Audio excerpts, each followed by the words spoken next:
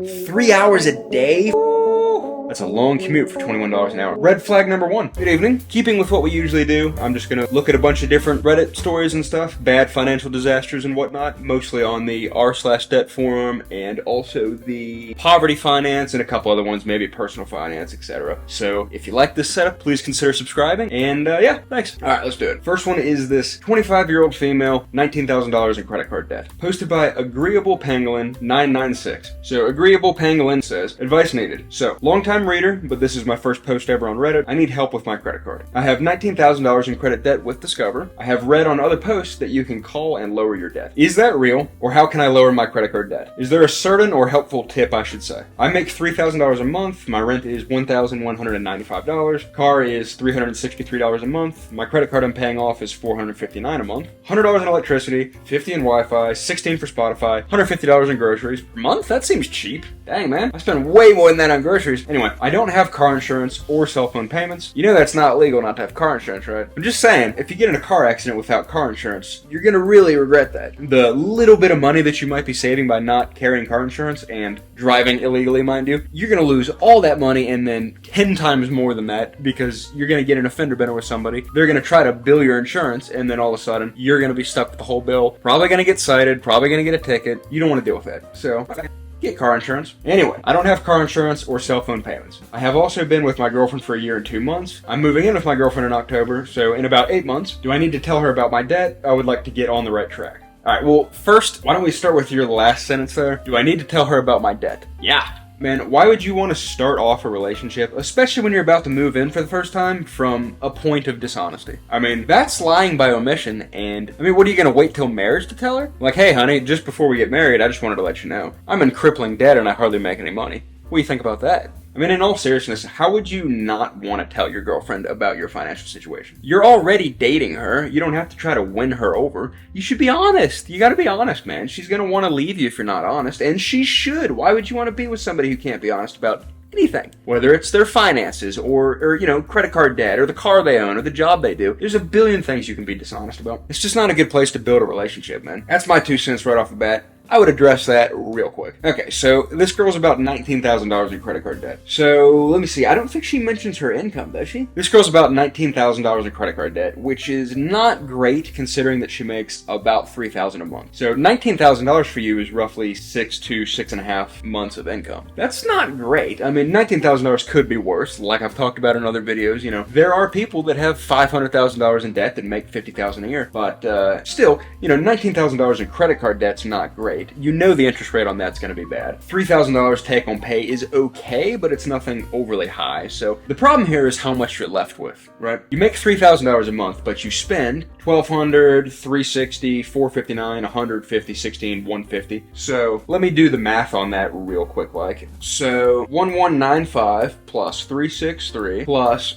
459 plus 100 plus 50 plus 16 plus 150 plus I'm sure there's other stuff you're missing. I literally guarantee you have more expenses than just that. Nobody has 1, 2, 3, 4, 5, 6, 7. Nobody just has 7 expenses. I mean, I make a perfectly detailed budget for myself each month, and I probably have 30 different categories of spending. And I don't spend an unreasonable amount of money for my income.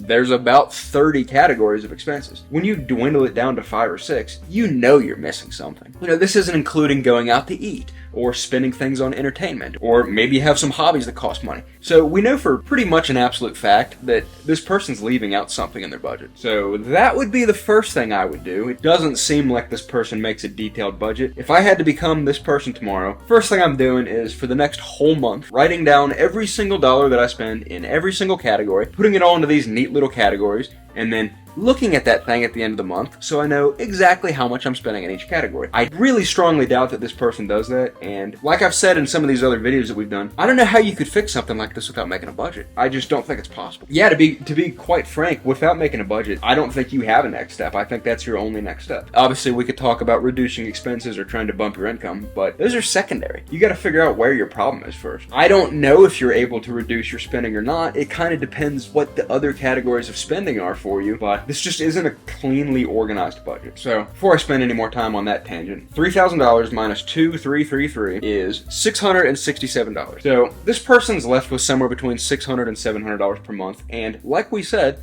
I guarantee that there's a couple $100 at least that they're spending on stuff that they didn't list. So let's say this person's maybe profiting, so to speak, $300 to $500 per month. Well, even if it's $500 a month, $19,000 divided by $500 a month, that's 38 months, or basically 3.2 years. You're going to have to figure something out, or else you're going to be in debt for a minimum of 3.5 years, and that's excluding the fact that your interest rates could change. You might go further into debt if you keep making the minimum payments and you keep tacking on credit card debt. Basically, at this rate, you're probably never going to get there. So what I would say, similar to what I say with a lot of these other stories, first thing you have to do is make a budget. We already covered that. Not going to spend any more time on that. Whatever you're doing for entertainment and fun, unless it is literally free and like going on hikes outdoors, stop. You have to stop. You have to stop. You can pay off $19,000 relatively quick, even on a moderate income, if you just freaking stop spending money. $19,000 is not that much. Again, I'm not trying to belittle the fact that $19,000 is a large sum of money. It certainly can be, but you're not $500,000 in debt, so use that to your advantage. $19,000, you can pay that off in a year or less. I guarantee it. And here's how you do it. Car payment, $363 a month. I don't know what your car costs, but I'm just going to make something up. Let's say you drive a $15,000, $20,000 car and it's halfway paid off. Just sell the stupid car, buy a used Corolla for $6,000, pocket a couple $100, maybe even a couple $1,000, and now your $363 a month car payment is gone. $0. So you can throw that at it. So now you've doubled the amount that you can throw at your credit cards. So now we've gone from, 38 months or whatever it was down to 19 just by doing that alone. So that's a huge start. You could shave off a year just by selling that car. If at all possible, unless you're already driving an absolute base model car, sell the car, stop making car payments. Get car insurance. Also, and hopefully this kind of goes without saying, but you never know in these stories, if you're still using your credit card, stop using your credit card literally immediately. I don't care if you have to pause it on the app or if you discontinue the card or if you cut the credit card with a pair of scissors. It doesn't matter, but you have to stop using the card. I mean, literally just bury it in a box. That's the thing, man. You will not get out of this, and it's going to keep getting worse and worse and worse if you keep spending on the credit card. So that has to stop. So shred that and switch over to debit for at least the short term. Now, aside from that, none of these expenses look particularly bad to me. I mean, you don't mention things like going out to eat and entertainment, so you could be hemorrhaging a lot of money from that. But that aside, $3,000 a month is still a decent income. Your rent is obviously your biggest expense. I mean, $1,200. You might be able to move into a cheaper place. I don't know where you live. You could maybe also get a roommate and cut that in half. I mean, if that's possible, that's a killer option, right? If you could go from $1,200 a month to $600 a month, that could make a big freaking difference. Now, you mentioned moving in with your girlfriend in October, so in about 8 months. Hopefully you can clear up a lot of this debt in the next 8 months, but if you still have some of it remaining, which I imagine that you will, this all kind of comes down to what apartment or house does your girlfriend live in? I mean, is she going to be charging you a lot of rent? Are you going to have to pay more rent to live with your girlfriend? I hope not. I hope your girlfriend would care enough, by the way, to not destroy you with additional debt. Although, again, you mentioned not telling her about the debt, so hell, she probably doesn't even know. So that's a nightmare and a half. I don't know, man. Hopefully you can clear as much of this debt as possible beforehand. I would try selling the car. I would maybe consider getting a roommate short-term or downsizing in apartments, at least for a little bit, if possible. Or maybe you can move in with your girlfriend sooner if she lives in a cheaper place. Either way, I mean, your biggest expenses are obviously going to be your housing and your car and your food. I mean, okay, I don't know how much you're going to be able to reduce your expenses, to be perfectly honest with you, unless you can really reduce the rent. Looks like you're kind of stuck with what you got. What I would try to do is increase your income. I always got a little annoyed when Dave Ramsey would say stuff like that, because somebody would call in making like $3,000 a month, and he'd say something like, well, you need to get a third job and be making $9,000 a month. And look, I mean, I understand in most cases that's not realistic. I'm not telling people that they need to be working 150 hours a week. You can if you'd like, but I don't think you need to. I think you'd probably be better suited trying to pick up some extra shifts, though. A lot of companies offer time and a half just for working overtime shifts. I don't know what you do for a living, but I'm assuming that you work roughly 40 hours a week. If you could work an extra shift, maybe 48 hours a week or something, you could potentially be getting an extra $1,000 a month. That could really, really help you. So, even if you only did that for a year or so, I imagine that could really make a big difference. How about this? What if you just picked up either a second job or you worked as many overtime shifts as you could just for the 8-month period while you're waiting to move in with your girlfriend? That way maybe you can spend a little bit less less money because you won't have as much time to spend on like going out to eat and doing entertainment type things. You'll instead be at work making money. I think that's a great idea. I would definitely try to do that. That's what I would do personally if I was in your shoes. But yeah, let me read some of these comments. All right, Turbo S54 says 1.5 or 2 times your minimum payments. If you can get your score to 700 plus, apply for another card that has 0% interest on balance transfers for 12 to 18 months, rinse and repeat. And stop buying that you don't need. Yeah, I like this guy. That's actually a good point. Usually I don't think about using debt to pay off other debt because that's not normally a good idea. But, I mean, that's a fair point. If you could get your score high enough, I don't know what this person's credit score is, but if it's good enough where you could get another credit card that has 0% interest for a little bit, it's not a bad idea. I mean, honestly, you could probably knock off, I don't know, anywhere from $50 to a couple $100 a month just from doing that. That's honestly a good idea. I mean, you have to be careful. You don't want to get into more debt trouble. So again, if this is more of a psychological issue where somebody gives you credit and you're tempted to just spend it all immediately, then I wouldn't necessarily recommend that. But if you think you can handle this in a mature way and instead transfer the interest credit card to a no interest credit card, it's not a bad idea on paper, but again, we're human and not robots, so that does open the door for potential mistakes. So I would think long and hard about doing that if you don't trust yourself. Although on paper, that's a really good idea. Shadow J98 says, I hate that this is what my brain is focusing on, but I just cannot get behind buying just to have it. Girl I date does it all the time. You never know when you want it. I'd rather have it and not want it than want it and not have it, etc., etc. I actually hate it about her. Maybe the deal breaker realistically. Yeah, I mean, look, we all buy stuff that we shouldn't buy, but if you don't make a ton of money and you're in credit card debt, just racking up more debt is truly idiotic. And then this is going to be the same type of person that complains about not having their debt forgiven or not having their student loans forgiven because they just think they deserve to have all their debt covered. Look, that's just not the way reality is. And I don't think it should be the way reality is. There should be some sort of reward for being mature and delaying gratification. If you make a low income and you decide to spend 80% of your income on frivolous stuff that you don't need, you either got to way bump your income or stop buying stuff. So, yeah, I understand it's a little bit harsh feedback, but what do you want? You want someone just to tell you keep going deeper into credit card debt until you go bankrupt? You can live that way if you want, man, but you're never going to retire. I have met so many miserable married couples because they don't understand each other's finances. I lucked out. My wife and I were both poor and frugal when we met. Now, we just live well within our means. In short, I could see how it could be a deal breaker. Maybe break up with her instead of posting things you hate about her on Reddit. Necessary Baker says, applying for another card is stupid. It just encourages the debt cycle. Yes, do stop buying things you don't need. Yeah, so that's the other philosophy to what we were talking about earlier, to what that dude, Turbo S54 said about if you can get your core over 700, apply for another card that has 0% interest balance and transfer that for 12 to 18 months. Rinse and repeat. Yeah, I mean, this is just sort of the alternate philosophy. We already talked about that. I'm personally in the train of thought that 0% interest balance transfer probably a good thing for most people. But for the people that cannot physically control having debt without spending it irresponsibly, it's a bad idea. And you shouldn't have credit cards in the first place. You know, having good credit is a blessing. Credit cards are a blessing. You know, I'm very much so not in the Dave Ramsey camp of credit is terrible, never do credit cards. I don't agree with that at all. I mean, if I had a couple $100 million and I didn't have to worry about having good credit, sure, I'd probably feel the same way too, but that's not the case. You know, I got a couple $1,000s to my name. So, I'm not exactly buying apartment complexes. You know, that being said, while credit is very important, at least to me and to most people, if you're gonna mismanage it, you're better off just not having it. I don't know exactly where this person's going wrong. Like we said, they're gonna need to make a budget at some point, but in the meantime, figure out your expenses, try to spend some less money if you can, try to pick up some extra shifts, best of luck. Alright, story number 2 by Stephen B. 1504. 20 years old, and I feel like I'm drowning. I, 20 years old, now feel that I am drowning. Every week, I barely manage to get by. I still live with my parents, and my job is over an hour and 30-minute drive one way, which makes my gas consumption horrible, but the job pays above $21 an hour. I get 40 hours a week. That's a long commute for $21 an hour, man. 3 hours a day for 21. Woo! I don't know about that, dude. That's,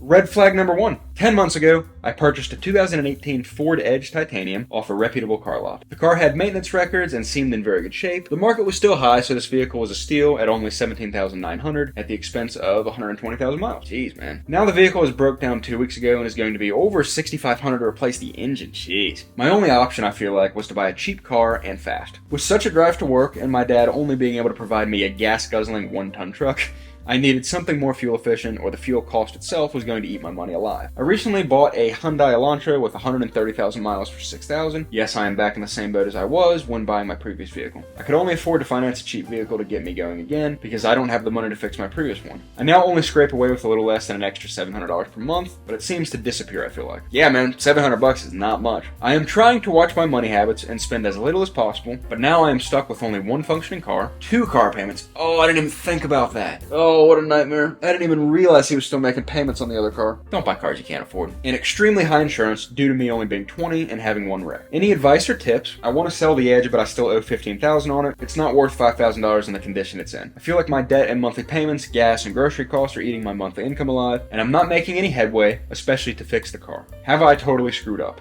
TLDR, I now have 2 car payments, must carry full coverage insurance on both, spend $400 a month on gas to get to my job and back. How do I not live so strapped for cash? Man, dude, I don't have to tell you, this is a nightmare. I don't even know where to start with this one. There's like 3 or 4 red flags in this story. So let me just go down the list. You know, the first one we already talked about a little bit. $21 an hour is a fine salary to make, especially at 20, but you're talking 3 hours of driving per day. Assuming that you're doing 5 8-hour shifts, you're doing what, 3 times 5? 15 hours a week in driving? You're driving 15 hours per week for 21 an hour. Let me do some math on that. So 21 an hour times 2080. By the way, just a little side note, if you multiply 2080 by whatever the dollar amount is that you make per hour, that'll tell you your salary. So in this case, 2080 times 21 an hour is $43,680. So, you're still making below average income, I think. I don't remember exactly what the median income is in America, but for 20 years old, that's honestly not bad. So, that being said, man, how much of that income are you burning on gas and driving and maintenance and car repairs? Obviously, almost all of it. This is basically just an arbitrary guess, but I would say with that commute factored in, you're probably only making like $10 an hour. You are probably no better off than somebody that makes $10 to $15 an hour but's able to just walk to their job. I mean, you're probably not better off than them at all.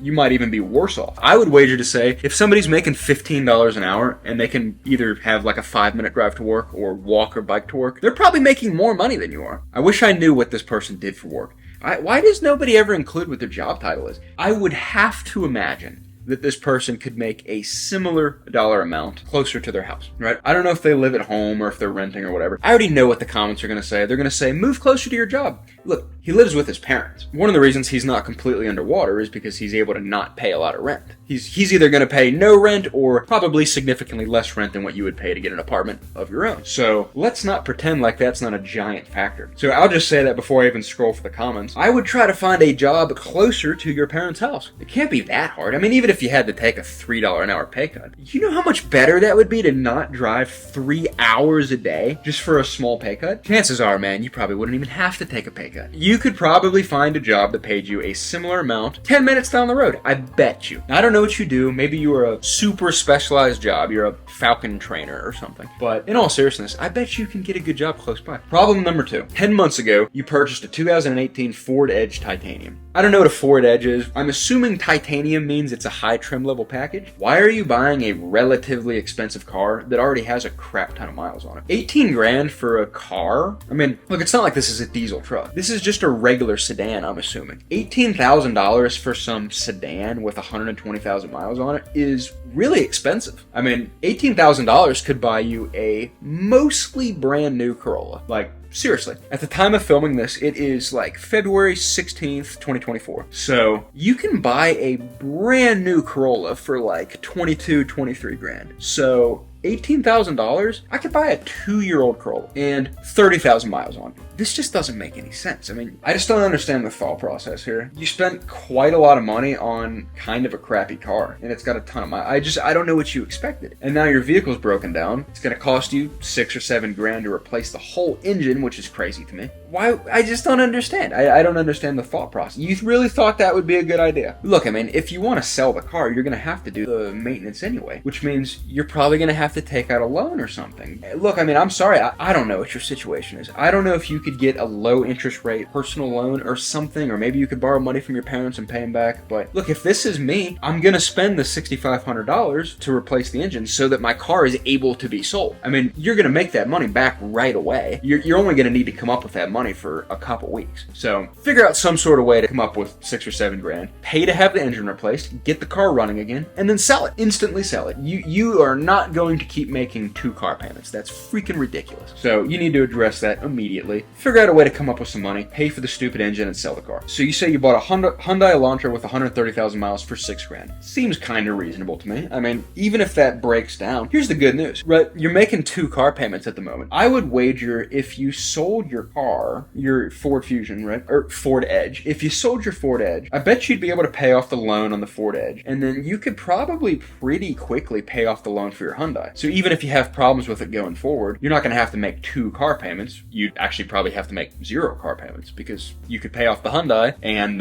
you could just set aside some money for maintenance that's going to come up on a 130,000 mile car. But still, I would wager a Hyundai Elantra is probably going to be a little more reliable than a Ford Edge. So you're probably going to do okay, and I bet you the maintenance isn't that expensive. I'd say it's not super likely that you have yet another engine failure. That's not super common at 120,000 miles, unless you just don't maintain your vehicles at all. But anyway, I mean, look, you're paying for insurance and a car payment for 2 different cars. That's whack. You got to stop doing that immediately. You know, whether you fix the Ford and you sell the Elantra, or you fix the Ford and then sell the Ford and keep the Elantra, I would do that option. By the way, I'd sell the Ford and keep the Elantra. Look, this is just going to be one big learning experience. You'll be able to fix the car and sell it and pay off your other car, and you'll be fine. Worst case scenario, after you sell the Ford, you still have a little bit that you have to finish the payments off, but you'll finish those payments off quick enough, and then next thing you know, you'll pay off that Elantra, and then you'll be free and clear. So your insurance rates will come way back down again, you'll pay off your 2 payments, you're going to be fine. To me, the bigger problem is the work thing. We already know that you have to fix the car and sell that. That's not even debatable, so we don't really need to debate that. Now, the job thing, I feel like this guy thinks that he has to travel that far for that job.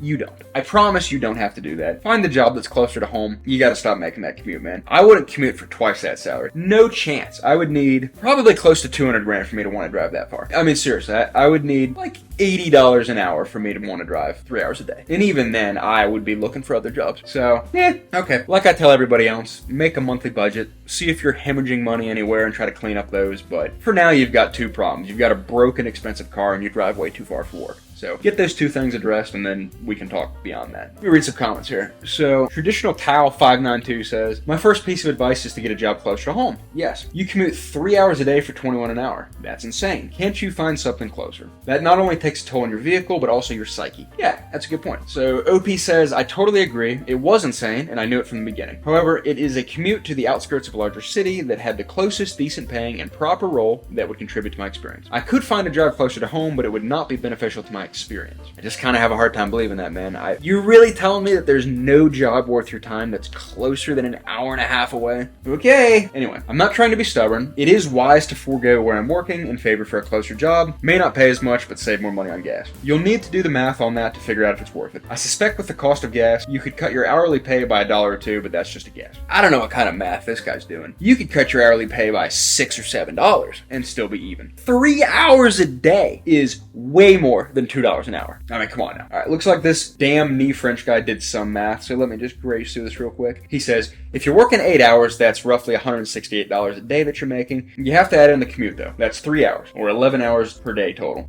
It's kind of a weird way of looking at it. It's more like 8 hours minus 3 hours worth of driving, but yeah, okay. So you're really only making $15.27 an hour. That doesn't include what your fuel costs, plus the wear and tear on your vehicle, which you're finding out the hard way. I don't know the MPG of your vehicle, but since you drive 90 miles each way, I'm going to figure 30 for ease of math. That's 3 gallons each way, 6 total. At $3 a gallon, that's right around $18 a day. So your real numbers are $150 a day for 11 hours of work. That's $13.63 an hour, yet the taxes are taken out for you at $21 an hour. I don't love the way that the dude did the math here. That's not how I would have done that at all. Yeah, okay, but either way, you get the point. You're losing a crap ton of your money, so whether it's $12 or $13 or $15 an hour, whatever it works out to, my guess is it's probably about 15.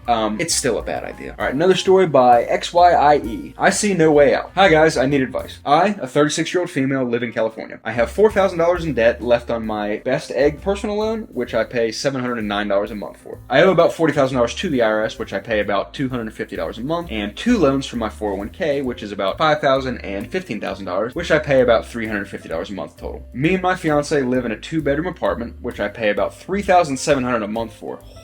Unfortunately, the rent in the Bay Area is high, and despite the ridiculous amount of money we are paying, the range is not even a luxurious apartment. With our kid, and I am the main and only earner, and I make about $7,000 a month. Our PGE bill? Package bill? I don't know if that's utilities, I don't know. Our PGE bill is ridiculously high despite us trying to save electricity, which ranges between $300 and $700 a month. My gosh. Our food expenses is about $500 to $750. My fiance is the main caretaker of our kid and unable to get a job because if we do daycare, it'll cost us more. I don't know how to get out of this situation. Please help. There is barely any money left, and there was even a point we couldn't buy a single loaf of bread for our kid. Please help.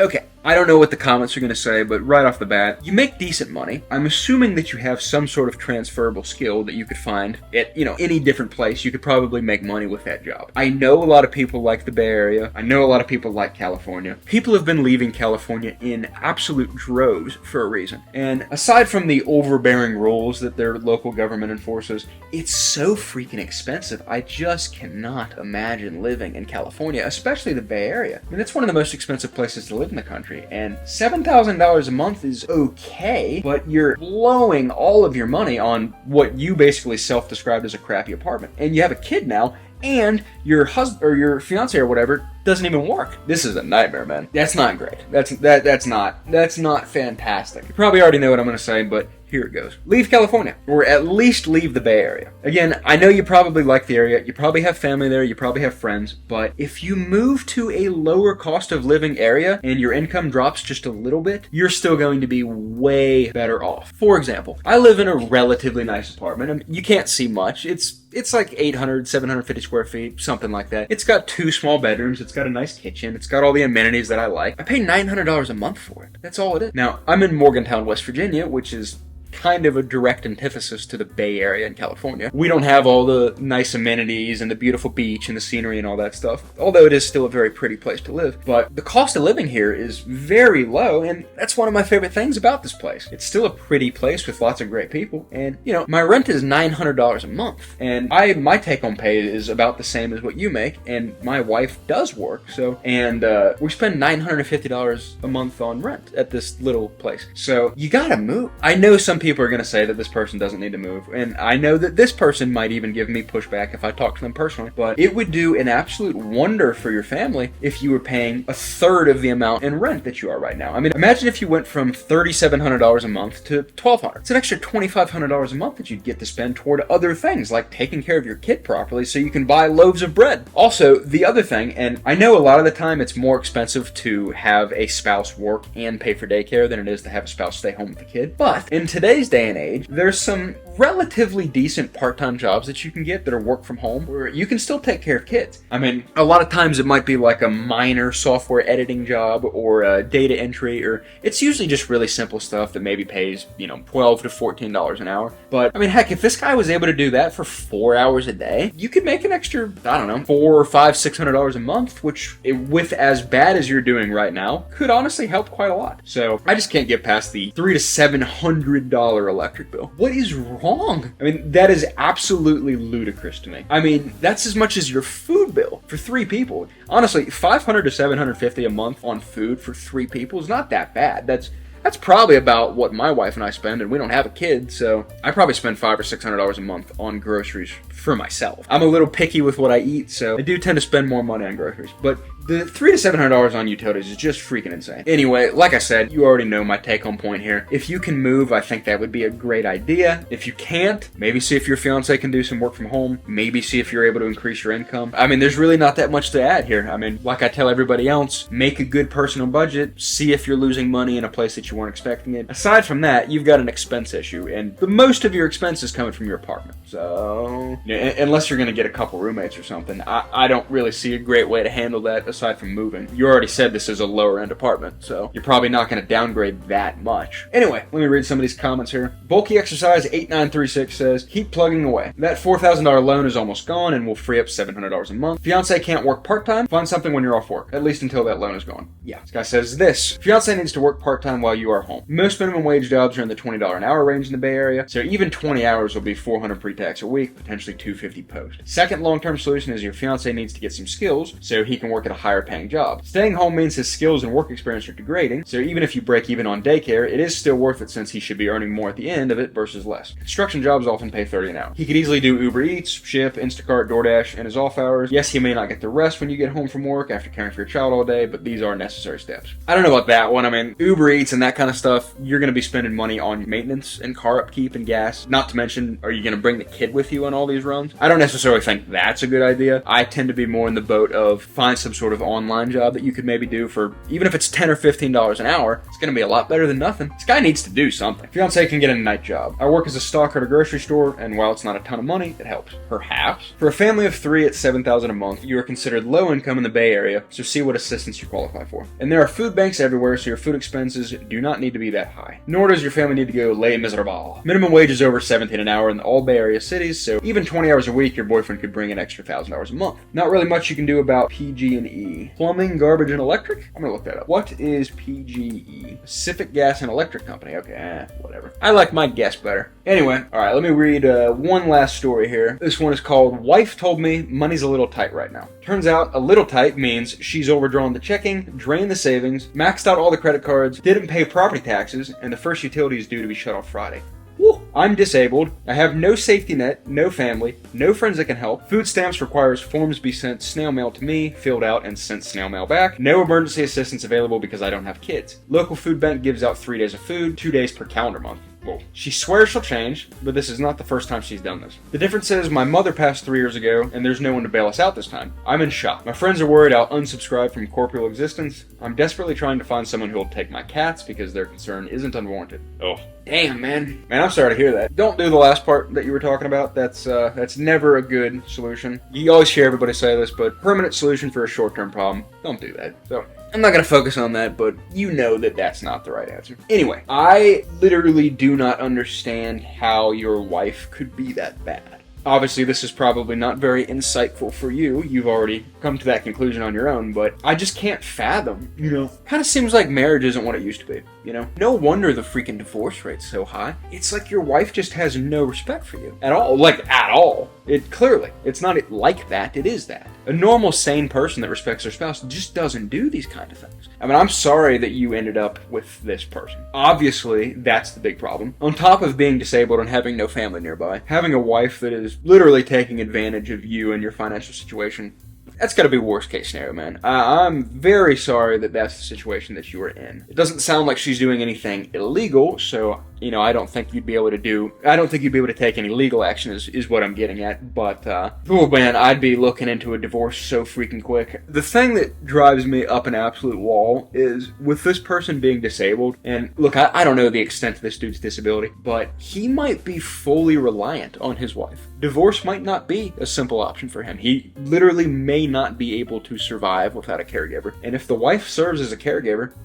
I can totally understand him thinking that divorce is not an option. Trust me, it is an option, but I can understand the thought process. The other thing you mentioned is, you said this is not the first time she's done this. My mother passed away 3 years ago, there's no one to bail us out. I wish I knew what your wife's thought process was. Both at the time of where she agreed to get married to somebody that she didn't have respect for, and now, when she does this stuff, claiming that she's gonna change, right? She's claiming that she's gonna change, done this stuff before, and she's gonna do it again. Of course she is. You don't do this multiple times on accident. She's gonna keep doing it. I don't really know what else to say other than I'm sorry that you have to be married to a person like this. I can't imagine. Now, the only bit of blame that I think you have is that she's overdrawn the checking, drained the savings, maxed out the credit cards, didn't pay the property taxes, and the utilities due to be shut off Friday. Did you not know about any of that? Is what I'm saying. How do you not hear or see any of that going on at all? I mean, at a minimum, even if you don't have a big involvement in finance, you have to at least have a clue with what's going on. Most people don't make a really detailed budget and stick to it. That's just a sad reality.